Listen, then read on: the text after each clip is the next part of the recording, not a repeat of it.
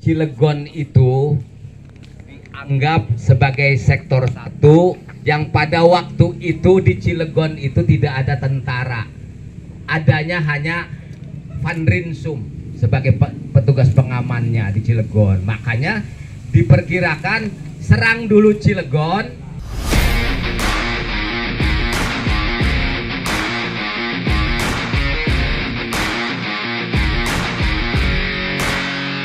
direbut, kemudian bersama-sama ke Serang dan Cikande dan Tanara serta Anyar prung bareng hingga merdekalah Banten sebagai apa namanya mempunyai pemerintahan yang berdaulat, sehingga di Jombang Wetan pagi-pagi sekali dinobatkanlah Haji Tubagus Ismail sebagai raja dan Kiai Haji Wasid sebagai panglima perang sekaligus sebagai patih kalau apa namanya pemerintahan di Banten ini berdiri.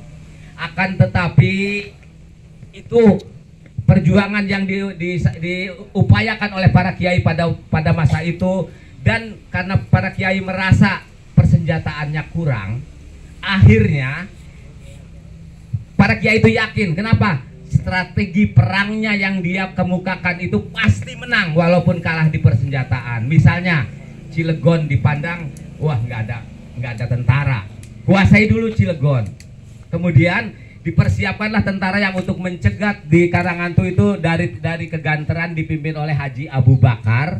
Ada dua Haji Abu Bakar ini dari Pontang, dari Keganteran. Begitu juga dengan Haji Abdul Ghani, ada dua dari Ajawinangun, ada begitu juga dengan Haji Usman, ada yang dari Tunggak, ada yang dari Haji Ajawinangun. Makanya kadang-kadang suka bertanya ke saya, ya banyak kesamaan nama, cuman kalau Haji Wasid cuman sendiri gitu. Jadi akhirnya setelah terjadi perebutan kekuasaan, karena yang menjadi kepala daerah di Cilegon pada waktu itu dinamakan asisten residen, yaitu Johan Hendrik Huberts Gubel namanya, itu harus direbutnya, dibunuhnya lah begitu ya kalau kasarnya oleh Kiai Haji Tubagus Ismail. Karena Kiai Haji Tubagus Ismail itu dicalonkan sebagai Raja Banten, sebagai kelanjutan dari Kesultanan Banten yang sudah dihapuskan oleh Kerajaan Inggris pada tahun 1813. Jadi itu sebetulnya, makanya kalau waktu itu tidak ada halangan itu. Nah, kenapa? Padahal para kiai sudah membentukkan strategi perang ya. Yakin pasti menang karena sudah dikuasai, dibaca Cilegon dikuasai, Serang juga tentaranya masih pada tidur, sudah diserang ke sana. Jadi baru pada bangun begitu kira-kira tentara Belandanya. Nah, akhirnya diproklamasikanlah kerajaan Banten. Tetapi 2 hari menjelang itu residen Banten yang bernama Engelberg namanya, harus gitu ya ngomongnya ya, Engelberg gitu ya, nggak boleh iya, jadi mengajak asisten residen Gubel tadi bersama Vanrinsum ke Anyar inspeksi dan akan melanjutkannya ke Caringin. Nah, Caringin itu di sebelah situ. Tetapi itu dalam rangka inspeksi pemerintah Hindia Belanda pada waktu itu. Karena faktor itulah akhirnya semua strategi perang yang sudah direncanakan dengan matang, bahwa jam 8 itu sudah ke Serang dan sudah dilakukan penyerangan terhadap Serang, jadi gagal total, berantakan semuanya, dan pada waktu itu belum ada WA, sehingga pasukan yang sudah dipersiapkan untuk mengepung alun-alun yang dipimpin oleh Haji Tubagus Haji Abu Bakar di sana, kemudian Haji Muhammad Asik gitu ya, yang sudah ditempatkan gitu. Jadi akhirnya bingung ya, kok Haji Wasid dan Tubagus Ismail kan belum datang, karena rencananya mau naik kuda antara Patih dengan Raja ini, itu naik kuda memimpin penyerangan ke ibu kota Karesidenan Banten. Jadi dulu namanya Kesultanan Banten, ini pengetahuan sih ya, nggak apa-apa melebar sedikit. Kemudian setelah Belanda masuk, Kesultanan Banten dijadikanlah sebagai Karesidenan Banten yang membawahi 3 afdelingen, yaitu Afdeling Anyar, ibu kotanya di Cilegon, Afdeling Keramat Watu, dan Afdeling Caringin. Itu dulu ya, Caringin tuh di situ tuh dekat gitu. Tetapi begitu terjadi peristiwa ini gitu ya, atau saya tambahin, begitu Indonesia merdeka malah harusnya kembali lagi ke provinsi Banten. Kan dulunya provinsi yang namanya residen itu provinsi, tetapi malah ke Bandung, Jawa Barat. Ini melenceng sedikit gitu. Jadi intinya pada tanggal 11 Juli itu Haji Wasid dan kawan-kawan itu sudah gagal karena apa? Terlambat waktunya, sehingga tadi diceritakan Pak Haji Asep di Toyomerto terjadilah pertemuan. Keburu bangun tentaranya berangkat ke sini sekitar jam 1 siang. Harusnya jam 1 siang itu sudah dikuasai Serang. Ini karena udah bangun jam 1 siang datang, tapi itu juga tidak bisa masuk langsung ke Cilegon karena Cilegon sudah merdeka. Dan sudah dinobatkanlah raja itu di Jombang Wetan. Makanya nih Bu Kabid, mudah-mudahan di Jombang Wetan itu dipasang prasasti apa tugu. Disinilah dinobatkan Raja Banten. Setelah kelanjutan itu walaupun gagal.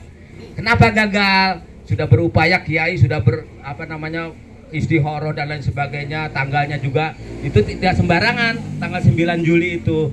Kenapa gagal? Ternyata Tuhan yang Maha Kuasa mempunyai skenario lain, akan menurunkan sebuah bangsa yang besar di Nusantara ini yang disebut bangsa Indonesia. Itu sebetulnya.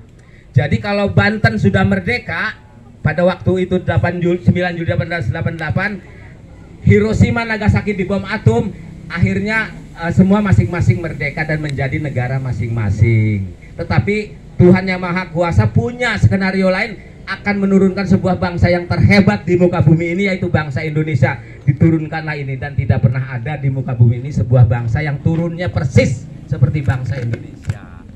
Jadi itu sekilas nyerimpang lagi ya. Jadi dari tanggal 11 itu Haji Wasid dan kawan-kawan tuh masih banyak Pak Haji rombongannya. 150 orang, sisanya setelah kocar kacir di Toyomerto. Dan di Toyomerto juga 200 orang itu ditembakin begitu, itu yang mati cuma 9, nggak tahu barangkali sakti ya. Saya tidak menyebutkan itu, tetapi itu fakta sejarah yang ada itu. Dan satu-satunya peristiwa sejarah yang paling lengkap, detil dan akurat data-datanya itu Geger Cilegon. Makanya begitu saya pertama kali 15 tahun yang lalu mau mengangkat Geger Cilegon, ganti lah ke datanya. Ternyata satu-satunya peristiwa sejarah yang paling lengkap, detil dan akurat itu cuma Geger Cilegon. Ini setelah saya telusuri dari berbagai kisah sejarah yang ada. Oh ini Bang Mani. Kita kembali lagi ke tanggal 11 ya, tanggal 11. Karena sudah terdesak, akhirnya pasukan dari Batavia sudah kumpul datang ke sini, keburu naik. Ini kan harusnya dicegat di Karangantu oleh pasukannya Haji Abu Bakar. Tetapi karena itu pasukan Haji Abu Bakar cuma nonton doang, begitu ada kapal turun di Karangantu nonton doang karena tidak ada perintah. Haji Wasidnya masih di Cilegon sama Haji Tubagus Ismail. Nungguin siapa? Nungguin asisten residen Gubel. Asisten residen Gubel di mana? Di Anyar. Dan kembali itu baru jam 1 siang dan terbunuh jam 3 sore. Jadi waktu itu yang terbuang. Akhirnya rencana yang sudah matang sekali itu jadi gagal total. Nah, karena gagal, pasukan dari Batavia itu dikirim juga, baik yang lewat laut, sama dengan kasus di sini. Yang lewat darat pasukan infanterinya ada dari Batavia. Nah, akhirnya dibagi-bagilah masing-masing kelompok pasukan itu mengejar. Ke tanggal 11 itu Haji Wasid sudah mundurlah ke Kaligandu. Ke Kaligandu itu ke rumahnya Haji Nasiman. Haji Kasiman. Nasiman. Kalau Kasiman Citangkil. Nasiman. Ya, Kaligandu. Di situ menginap, besoknya barulah ke Ciore. Ciore itu ke rumahnya Bapak Haji Madani. Haji Madani. Setelah dari Ciore barulah Haji Wasid dan rombongan ini mengadakan rapat di Ciore, naik ke Gunung Gede untuk mengatur strategi mau ngapain kita ini. Nah, setelah di Gunung Gede itulah terpikir bagaimanapun kita harus kembali dulu ke tempat kelahirannya Haji Tubagus Ismail, karena di sana kita mohon bantuan lagi sukarelawan untuk melawan sekali lagi penyerangan yang kedua gitu. Tetapi begitu sampai di Gudang Batu, ya berarti Haji Wasid dan kawan-kawan ini turun dari Gunung Gede itu tanggal 14 Juli turun. Tapi menginap di kawasan industri PT Krakatau Steel. Makanya saya berharap PT Krakatau Steel itu harus mempunyai kepedulian terhadap wilayah yang dikuasai sebagai kota industri itu, harus disimpan di situ monumen-monumen, karena disitulah letaknya pertempuran-pertempuran itu. Bahkan Haji Jahli dari Subur Menjangan juga gugurnya di situ. Haji Kasiman juga gugurnya di situ, termasuk yang di Cipinang di situ. Kok Pak Bambang tahu anu ning gugurnya? Ya, jangan bilang-bilang tapi ya. Jangan bilang-bilang, ini mah kita aja yang tahu. Jadi akhirnya turunlah ke situ. Waktu itu jadi Haji Wasid dan ini nih dicari oleh pasukan-pasukan Belanda, susah ditangkap. Haji Wasid di Kaligandu dikejarnya di Bojonegoro. Nah, begitu di Beji dikejar itu pada tanggal 14 Juli. Padahal 14 Juli itu tadi kan turun dari Gunung Gede ke kawasan ini.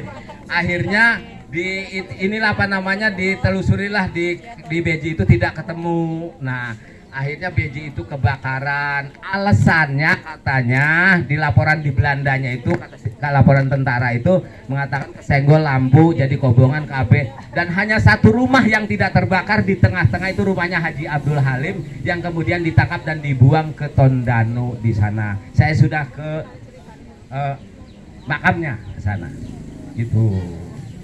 Jadi akhirnya setelah dari dari Gudang Batu itu menganggap perjalanan harusnya lurus, tetapi tidak lurus ke sini.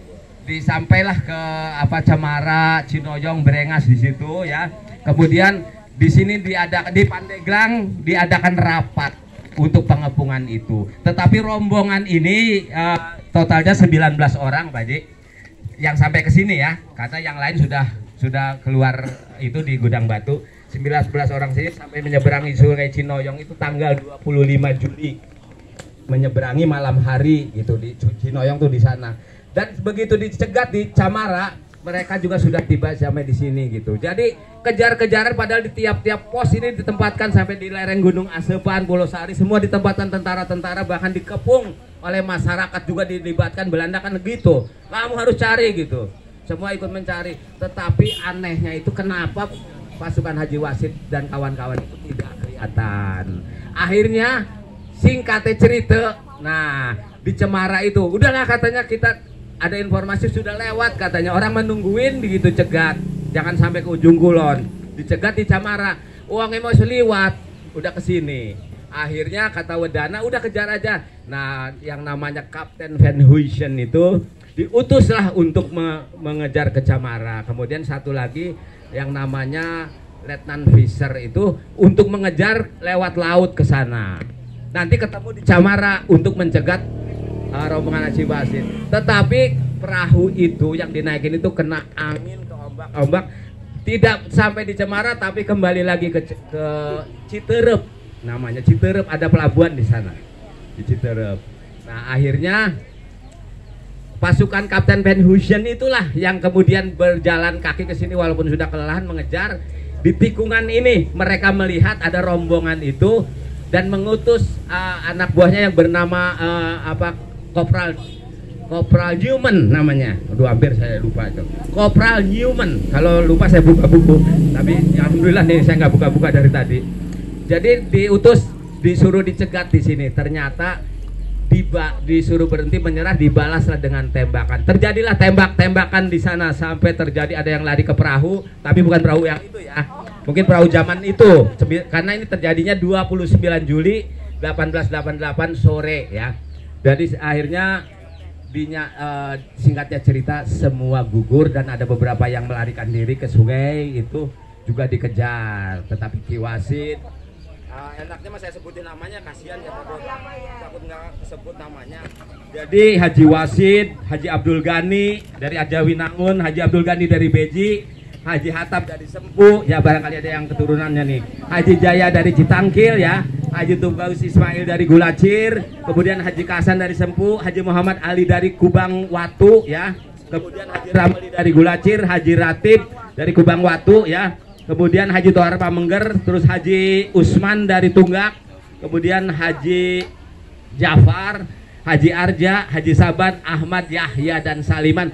Disinilah mereka gugur. Diperkirakan Haji Wasid gugur itu di situ. Ini baru analisa saya, bukan kata saya, analisa, belum tentu benar. Haji Wasid gugur di situ, kemudian masyarakat sini menganggapnya itu sebagai makam. Ini kata saya ya, jangan dijadikan pegangan. Jadi dianggaplah, karena Pak Haji Wasidnya mungkin dornya di situ, geletaknya. Tapi mayatnya pada tanggal 30 Juli 1888 diangkutlah ke Cilegon. Barangkali itu saja. Nanti kalau ada waktu kita cerita yang lebih seru dari ini, masih banyak gitu. Iya. Nggak ada kopi, kalau kalian pada ngantuk. Terima kasih Bu Kabid sudah memberi kesempatan saya dongeng, dongeng sejarah.